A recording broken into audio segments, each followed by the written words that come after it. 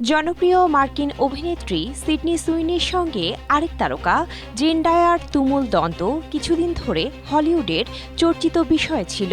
তুমুল দর্শকনন্দিত drama series ইউফোরিয়ার পর্দার পেছনের গল্প এবার রূপ নিয়েছে বাস্তব জীবনের নাটকে। সিরিজের প্রধান দুই তারকা জেন্ডায়া ও সিডনি সুইনির মধ্যে সম্পর্ক একেবারেই শীতল।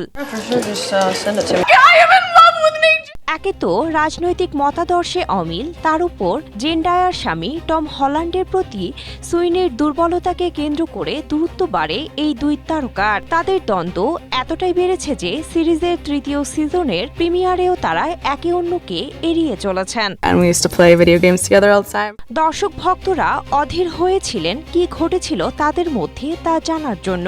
অবশেষে সব জল্পনার অবসান ঘটিয়ে মুখ খুলেছেন ২৮ বছর বয়সী অভিনেত্রী সিডনি সুইনি। ভ্যানিটি ফেয়ারকে দেয়া এক সাক্ষাৎকারে পুরো বিষয়টি সংবাদ মাধ্যম এবং সামাজিক যোগাযোগ মাধ্যমের তৈরি করা মন গড়া গল্প বলে উড়িয়ে দিয়েছেন তিনি। I'm a candy girl.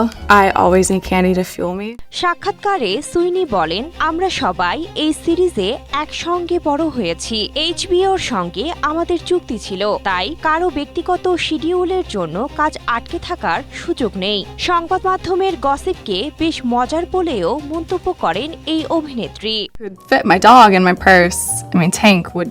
সুইনের মুখ খোলার পরও পর্দার ক্যাসি ও রুয়ের বাস্তব জীবনের শীতল লড়াইয়ের গুঞ্জন নিয়ে ভক্তদের মধ্যে জল্পনা যেন থামছে না। তবে সিডনির এই স্পষ্ট জবাবের পর ইউফোরিয়ার অন্দরমহলের নাটকীয়তা কোন দিকে মোড় নেয় সেটা এখন দেখার বিষয়। An old picture of me. Sometimes I like to surprise my friends. Cynthia Akhtari, Asia post.